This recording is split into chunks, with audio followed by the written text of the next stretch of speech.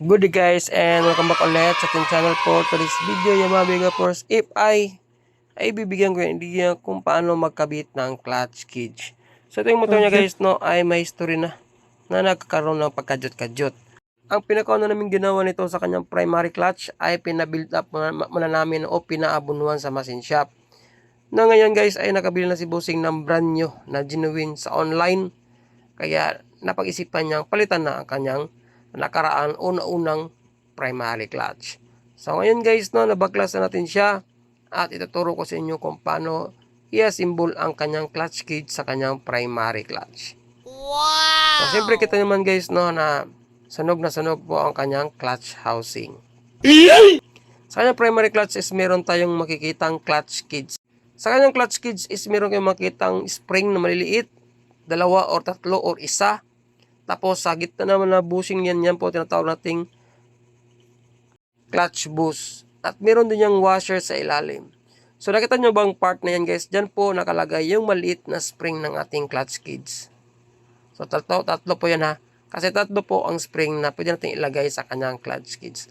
Ang kanyang pin naman ay nakalocate sa unahan ng ating paglalagyan ng ating spring. Kita nyo yan guys no? So una po ang pin saka ang ating spring na maliit. So, na-check ko naman ang clutch cage ni Bossing ay hindi naman siya nag-crack, no? Or meron siyang pagkakaibang pag-deform sa kanyang plastic. Pero need pa rin natin yung palitan kasi nga is bumili ng bago si Bossing. So, ito na guys, yung bagong bili ni Bossing na primary clutch at saka clutch shoe. So, yan po ay genuine. At ito naman ang kanyang set na clutch cage na may kasamang 3 pin at saka 3 spring. At ito naman ang kanyang primary clutch guys. So ito po yung pinaka-importante na kasi ito yung gustong palitan ni Bossing. Lahat ng yan ay nakapaloob lamang sa isang kahon at nagkalaga ng nasa mga 1,300 pesos plus guys no. Depende na rin sa SRP o mapabilhan nyo sa mga online shop. So napakaganda po at napakaswabe ng ating bagong primary clutch. So before tinasimbol ng kanyang clutch cage guys, ilagay muna natin ang kanyang washer. So ito yung pinaka-importante na hindi natin dapat malimutan is meron siyang washer sa gitna. Okay. Tapos siyempre buksan na rin natin ang kanyang set na clutch cage. Kung clutch cage lang bibili nyo guys, napakamura lang po yan. Nasa mga 100 plus lang kapag lokal. Pero ito nabili ni Bossing guys ay isang set no. Kasama ng ating buong clutch cage, pin, primary clutch at saka bagong clutch shoe. So tatlo po ang spring na nakapaloob sa ating set na clutch cage. Yan tatlong spring yan, ikakabit din natin yan lahat sa kanyang clutch cage. So una natin ilagay ang clutch boost, yung parang may ngipin na bushing sa gitna. Tapos yung 3 pin ang isunod natin. Tulad ng sinabi ko, yung pin is dapat nasa una yan na paglalagyan ng ating spring. Kita nyo ba yan guys, di ba? So parang butas na yan sa ibabaw na naka-horizontal. Diyan po natin ilagay yung spring. You know, yung dinemo ko. Yan po ang position niya sa loob ng ating primary clutch. So, bali 3 pin ang ilagay natin at 3 spring din ang ilagay natin. Pero sa yung ibang mga Krypton guys, tulad ng Krypton R, Krypton Z, at saka mga naunang Krypton ay kadalasan isa lang ang spring na ating makikita kapag ito ay unang bukas ng ating makina. Pero itong motor niya guys is 3 ang pinasama no, na spring. Siyempre 3 din ang spring na nilalagay natin. Baka magtanong kung anong purpose ng spring. Maya guys i-share ko sa inyo. At siyempre ituturo ko sa inyo kung ano ang purpose po ng spring. Kung bakit may spring sa ating clutch cage. So ngayon paano ba ito ilagay? May guide niya guys. Ituturo ko yan sa inyo. So kita nyo bang parang semicircle na yan. Yung part na yan. Diyan natin ilulublob ang 3 pin. So, dyan natin lagay guys ang 3 pin ng ating clutch cage. Yung katabi naman niya ay dyan natin isusoksok o ilalagay ang 3 spring ng ating clutch cage. Kasi magiging stopper po siya. So, dapat ang ating clutch cage ay umiikot pa counterclockwise. Libre po siya guys. So, naka-pre-wheel pa counterclockwise. Yun no? Yan po ang ikot ng ating clutch cage. Dapat libreng-libre yan. Pag counterclockwise naman is dapat hindi siya umikot o nag-stack up siya. So ilagay na natin ang tatlong spring. Ganito lang yung paglagay ng ating tatlong spring sa kanyang clutch cage. So kailangan itulak natin sa isang daliri natin sa ilalim ang ating clutch cage para may pasok natin ang ating spring ng dahan-dahan. Yun, no? Inulak natin sa ilalim. Tapos hanapin natin yung butas na paglalagyan ng ating spring. So tulad ng sinabi ko kayo na guys, ang purpose po ng spring ay para hindi umaalog ang ating clutch cage sa loob ng ating primary clutch. Kasi kapag walang spring yan guys, napakaluwag po ng ating clutch cage guys. Tapos gumagalaw-galaw pa yan. Kaya mayroon siyang spring para siya po ang nagsisilbing natutulak sa ating clutch cage na hindi siya basta gumagalaw at umalog sa loob ng ating primary clutch. Kita niyo ba guys, no? Amazing! Isa lang spring nilagay natin, pero napaka-tigas na ng ating clutch cage. Buong clutch cage sa loob ng ating primary clutch. At hindi na siya nagkaroon pa ng paggalaw-galaw. So tatlong nilagyan natin, mas maganda yon at saka mas advantage kasi matigas po ang ating clutch cage at hindi siya gumigewang-gewang. Kadalasan kasi sa mga nauna, yung tulad yung sinabi ko kayo na, yung mga Krypton R, usually talaga sa mga isa o dalawa lang nilagay. Pero ito mas maganda tatlo guys. Pwede na rin dalawa. As long as goods ang ikot ng ating clutch cage at hindi siya magalaw. Kasi kapag walang spring yan guys na magalaw-galaw ang ating clutch cage, baka yan ay kapahamak or magiging dahilan kung bakit makakrak ang ating clutch cage at saka clutch boost. So ganyan na po ang pagpasok natin sa spring guys. Itulak lang natin gamit ang ating maliit na flat screw.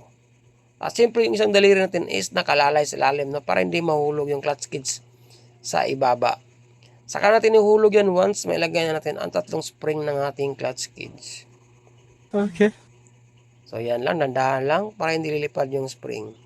So kapag ipasok natin tatlong spring, saka natin ilalaglag ang ating buong clutch cage. So yan po ang posisyon ng ating spring sa ibabaw ng ating clutch cage guys. Napakaganda po tingnan. So saka natin ibababa ang ating clutch cage. Yun. So siyempre guys, ang pinaka-importante is dapat may one way clutch ang ating clutch cage. Umiikot yan pa counterclockwise, you know. Halimbawa kapag hindi yan umiikot pa counterclockwise, nag-stack up yan, ibig sabihin guys is mali ang pagkabit nyo ng pin sa kanyang primary clutch. Hanapin yung circle na yun at parang katabi niya yung parang stopper ng ating spring. Yun po ang kanyang tamang posisyon ng paglalagyan ng ating pin. So syempre guys, i-demo ko sa inyo mamaya kung paano magiging successful ang ating trabaho. Kailangan natin siyang ilagay sa kanyang makina. Before natin ilagay yan guys, no, ay syempre kailangan isi-select na natin ang distansya ng ating clutch shoe at saka ang ating liner ng ating primary clutch. Lagyan mo natin siya ng counting oil. Kasi matagal po ang kapasok ang oil sa ating clutch cage. Mas maigi, lagyan natin ng pampadulas. Para mayroon na siyang para smooth na rin ang kanyang pag-ikot. So ito yung nauna yung primary clutch na pinabuild up natin. At ito naman yung bagong clutch shoe natin guys. Yun, no? Siyempre, check din natin ang distansya. Kung goods ba at hindi ba malayo. Kasi kapag malayo yun guys, asahan nyo, maka-experience naman ng pagkadyot-kadyot si bossing. Dapat i-check din natin ang distansya. Kasi yun ang pinaka-importante.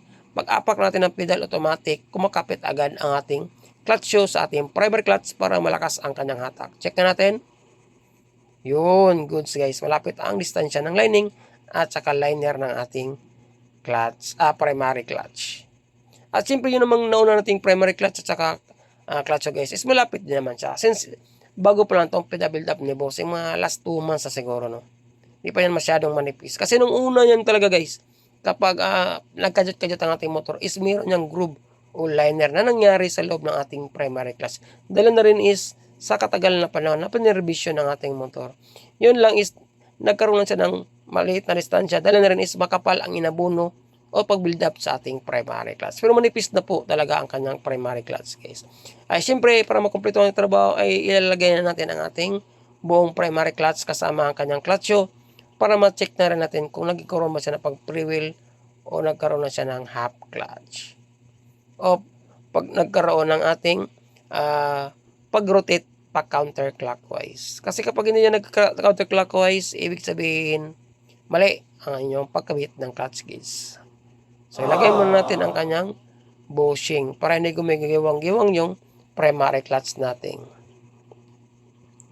Saka natin ikotin. Yun, no? Napaka-smooth ng ikot ng ating primary clutch. Napakaswabe. Nangulugan niyan na maganda ang ating paglagay ng ating clutch kits. Napaka-smooth. Lahat ng mga binaklas natin, yung clutch housing at saka yung mga lining ay ibabalik na rin natin para matapos na ang ating trabaho. So yan ang pinakita ko guys no, kung paano makabit ng clutch kit sa Yamaha Biga Force FI. At syempre huwag kalimutan i-shoutout si Bossing. Yan lang sa araw ito. Maraming salamat at syempre see you sa next video. Right check. God bless.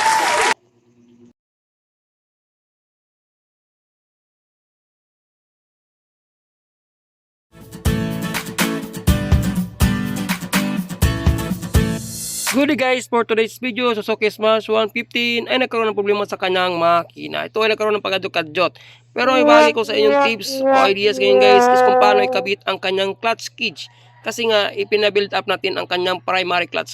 Tapos na siyang mapabuild up guys, yan na po ang kanyang hitsura niya. Kaya lang, kailangan natin i-pull out ang kanyang cage para hindi matunaw o masira. So ngayon, kailangan natin ibalik ang kanyang clutch cage sa kanyang primary clutch para mabalik na ang kanyang one-way clutch. Ito po yung tsura ng kanyang primary clutch nang hindi pa natin napabuild up guys. Grabe ang kayod. Kaya nagkaroon na siya ng slide at saka pagkadyot-kadyot. Una natin ibalik ang kanyang washer. Next is ang kanyang clutch cage mismo na may kasamang clutch boost. O yung kanyang bushing sa gitna guys. Yan o. Kapag nabiyak o na-crack o nasira ang ating bushing guys, mawawala po ang ating pre-wheel at mapiktuhan ang ating clutch cage. So yun, ilagay na natin dalawa. Sabay natin paglagay niyan guys. So yun, yan po maging itsura niya kapag nabuo na natin ang dalawang yan. Meron na siyang one-way clutch. Kapag nire-reverse natin siya pa clockwise, nag-iikot yan. Kapag counterclockwise naman, pabaliktad is hindi na siya napiprewheel, nag-stack up siya. So kailangan ikabit muna natin yung tatlong pin. So hindi kayo malilito niya guys kasi may purma yan sa kalalagayan ng kanyang pin. Tatlo po yan guys, magkabilaan. Ang pin ay balik natin. So napakadali naman siya i-assemble. Kaya lang yung isa sa mahirap nito is yung pagkabit na natin ng spring niya. At syempre, meron ring guide ang pagbalik natin ng ating clutch cage guys. Meron guide kung saan natin ilagay ang ating pin. So, nakita nyo bang kanal na yan na parang nakaslide? O, yan po. Diyan po natin ilagay ang ating pin. Sabay, ibaba ang ating clutch boost. Before natin siya ibaba guys, no? Need mo natin ilagay yung tatlong spring. Ito yung isa sa part nga na medyo may kahirapan ng kaunti. Kapag lalo na sa mga DIY at wala pang ideya kung paano ibalik ang ating clutch cage. So, yan guys ang kanyang position ng ating pin kapag nailagay na natin yan ang ating clutch cage sa ating primary clutch. So, syempre, ilagay na natin yung spring ng dandahan. So, paano ba ilagay ang spring? Iangat na natin ng half o kalahati ang ating clutch cage guys, kasama ating clutch boost at saka clutch. Yung pin din natin. Sabay yung tatlo, iangat natin ng kalahati. Kasi yung spring na yan, dyan natin siya ilalagay sa pinakaibaba na bahagi guys. Dalawa kasi yung paglalagyan natin ng pin. Yung nasa baba at saka yung nasa itaas. Pero ang pinaka importante na part niya is sa ibaba talaga natin siya ilagay. Huwag natin sa itaas kasi wala yung clutch guys na walang clutch. So ang pinaka original talaga na position nating spring is nasa ibaba siya natin ipahiga. Yung parang kanal na yan guys. So, makikita nyo kapag nasa actual position, actual na nakabit kayo ng spring. So kailangan hindi mo natin ibaba yan guys kapag nailagay na natin yung isang spring. Kailangan idiin mo natin siya ng kaunti para hindi siya lilipad. Next naman yung pangalawang spring nilagyan. Same procedure pa rin guys no, na paglagay natin. Dandahanan na natin na hindi natin madisgrasya o mapalipad yung spring kasi hirap po talaga makahanap ng spring. Halimbawa, kapag nawala yung spring at wala kayong maghanap lang kayo ng lighter guys, lighter. Sa lighter kasi is mayroong spring ang lighter na kasing katulad lang ng stock na spring ng ating clutch cage. So magkasing laki lang siya. Kapag nawala talaga yung spring at lilipad guys at hindi nyo mahanap. So kuha lang ng lighter, mayroong spring yung lighter, yun ang ikipalit nyo kapag wala kayong mahanap guys. Kasi hirap pa makahanap ng spring na genuine. So nilagay na natin ng isa, yung isa na lang.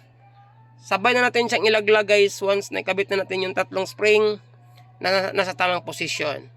So next naman yung pangatlong spring na ilalagay na natin. So dapat careful lang tayo sa paglagay ng spring guys kasi maaaring yung dalawang spring na nilagay natin kapag align natin ang paglagay ng isang spring ito at yung tapos na dalawang spring is tumagilid, maaaring lilipad yun. Kaya careful tayo sa paglagay ng spring. So yun guys, binas tayo at nalagay natin ng kompleto tatlong spring. Pwede na natin siya ibaba ng dandahan. Kapag nakita na natin guys na tatlong spring is naka-align na siya. So before natin ibaba yan guys, dapat i-check mo natin yung tatlong spring na nakahiga siya ng tama. Huwag lang natin mamadaling kasi ito yung isa sa part na mahirap kapag tayo ay napapabuild up kapag tinanggal natin yung clutch boost at saka clutch cage. Hindi pwede hinatanggalin yan guys kasi matutunaw yan at masisira. So ang dalhin lang natin kapag tayo nagpapabuild up is yung primary clutch at saka clutch shoe kasi yun lang po ang pinaka-importante kapag tayo nagpapabuild up. So yun guys, nilagay na natin ng tamang 3 spring, 3 pin. So ito na maging itsura niya guys. At ang direction ng ating clutch cage is pa-counterclockwise siya. So to make sure is kailangan mo natin ilagay ang kanyang clutch shoe guys. Dito na natin makita. Pag once na ilagay na natin ang kanyang clutch shoe para mapaikot natin siya ng tama. So meron namang guide yung sa gitna yung clutch shoe natin guys. Yan parang kanal na yan. O, diyan natin tatapat yung clutch cage natin. Clutch boost pala. So yun, magandang ikot at nasa tamang posisyon ng ating pagkakabit. So yun lang guys, sana sabi nyo ito kahit napakirelax. May natutunan kayo. Maraming salamat. At syempre, see you sa aking next video. Ride safe. God bless. Ayos.